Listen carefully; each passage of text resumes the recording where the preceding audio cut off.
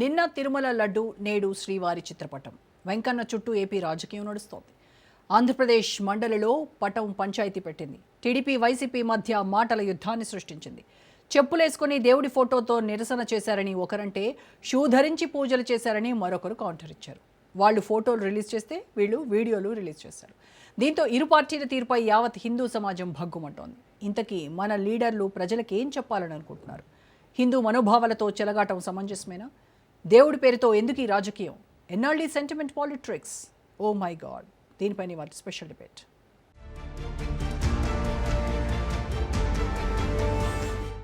ఈ కల్తీ పాపం బాబుదే అంటున్న ఫ్యాన్, జగన్ సర్కార్దే తప్పంటోన్న సైకిల్.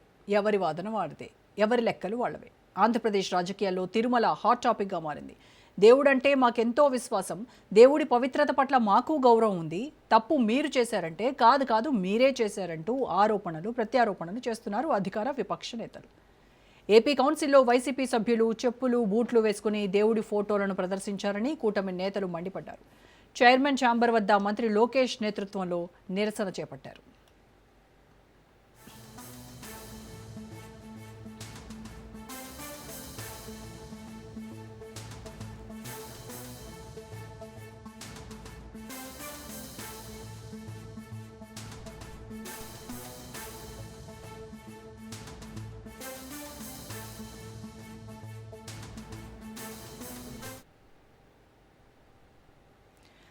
చట్టసభ సాక్షిగా వైసీపీ సభ్యులు కోట్లాది హిందువుల మనోభావాలు దెబ్బతీశారని ఏపీ శాసనసభ వ్యవహారాల శాఖ మంత్రి పయ్యావుల కేశవ్ ఫైర్ అయ్యారు.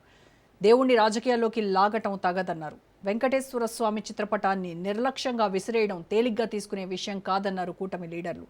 తక్షణమే హిందూ సమాజానికి క్షమాపణ చెప్పాలని డిమాండ్ చేశారు.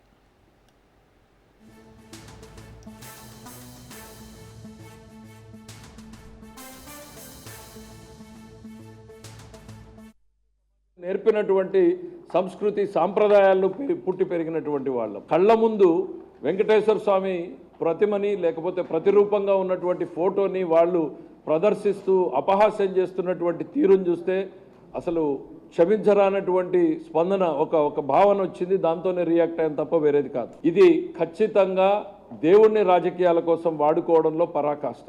ఎస్, రాజకీయాల్లో మీరు ఎంత దూరమైనా పోవచ్చు, ఏమైనా ఎత్తుగడలేచ్చు, దట్ ఈస్ ఆల్ యాక్సెప్టబుల్. కానీ ప్రత్యక్ష దైవంగా కొలిచేటువంటి వెంకటేశ్వర స్వామిని రాజకీయాల్లోకి రావడము అని అంటే మీకు, మీ పార్టీకి, మీ పార్టీ అధినాయకుడికి దేవుడి పట్ల ఏ రకమైన ఆలోచన ఉంది అనేటువంటిది ఇవాళ సమాజం ఆలోచించుకోవాల్సినటువంటి అవసరం ఉంది. మరోవైపు కూటమి ఆరోపణలను తిప్పికొట్టింది వైసీపీ. చెప్పులు బూట్లు వేసుకొని మేం దేవుడి ఫోటోలను పట్టుకుని ఉన్నట్టు నిరూపించండి, దమ్ముంటే ఆధారాలు చూపించండి అంటూ సవాల్ విసిరారు వైసీపీ లీడర్లు. తెలుగుదేశం నేతల వ్యాఖ్యలను తీవ్రంగా ఖండించారు. చంద్రబాబులాగా మేం వెంకటేశ్వర స్వామి ఫోటోలను బూట్లు వేసుకొని పట్టుకోలేదన్నారు. దేవదేవుడి ప్రసాదంపై చంద్రబాబు నిందారోపణలు చేశారని, లడ్డూలో జంతువుల కొవ్వు కలిసిందని తప్పుడు ప్రచారానికి దిగారని మండలి విపక్ష నేత బొత్స సత్యనారాయణ ఫైర్ అయ్యారు. ఇందాపూర్తో హెరిటేజ్కున్న సంబంధాలపై చర్చించాలన్నారు.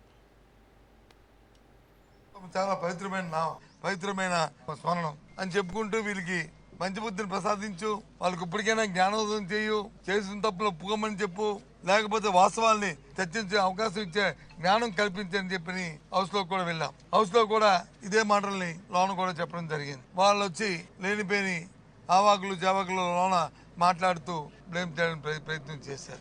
రాజకీయ స్వభావం, రాజకీయ దుర్బుద్ధి చంద్రబాబు నాయుడు, తెలుగుదేశం పార్టీ చంద్రబాబు నాయుడు గారికి తద్వారా లాభార్జన, ధన సంపాదన తప్ప ఇంకో ఆలోచన లేదనేది వ్యక్తమవుతుంది. కూటమి నాయకులకు కానీ కూటమి పార్టీలకు కానీ చతుశుద్ధి ఉంటే, ఆ భగవంతుడి మీద వచ్చి మీకు వచ్చి మరి భక్తిభావం ఉంటే, నిజంగా భగవంతుని వచ్చి మా మీద మీకు అవినీతి ఉంటే చర్చకు రండి. ఒక ఫోటోని హౌస్ లో చెప్పులు బూట్లు వేసుకుని మేము తీసుకెళ్లిన ఫోటోని ఒకటి చూపెట్టమనండి. వెంకటేశ్వర స్వామి చాలా పవిత్రమైన నామం. మొత్తానికి ఇందాపూర్ హెరిటేజ్ సంస్థల బదులు కూటమి మంత్రులు మాట్లాడాల్సిన అవసరం ఏంటి అంటూ ప్రశ్నిస్తోంది ఫ్యాన్ పార్టీ. మంత్రులు ప్రభుత్వాన్ని నడుపుతున్నారా, హెరిటేజ్ కంపెనీ నడుపుతున్నారా అంటూ వైసీపీ లీడర్లు ఎద్దేవా చేస్తున్నారు. ఏ కల్తీ లేకపోయినా పవన్ దుర్గగుడి మెట్లు కడిగారు, 42 ఆలయాలు కూల్చిన చంద్రబాబు ఇప్పుడు హిందూ రక్షకుడిగా కనిపిస్తున్నారా అంటూ ప్రశ్నిస్తున్నారు.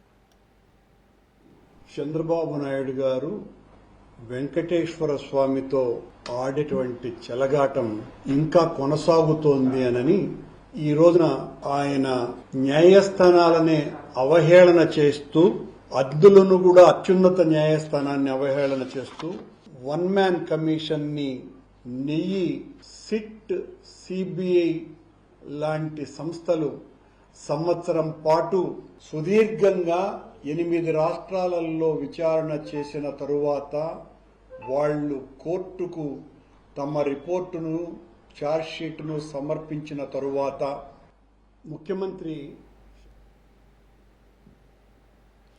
ఇక తిరుమల లడ్డూ కల్తీ వ్యవహారంపై ఏపీ ప్రభుత్వం విచారణ వేగవంతం చేసింది. విశ్రాంత ఐఏఎస్ అధికారి దినేష్ కుమార్ నేతృత్వంలో ఏకసభ్య కమిషన్ను నియమించింది.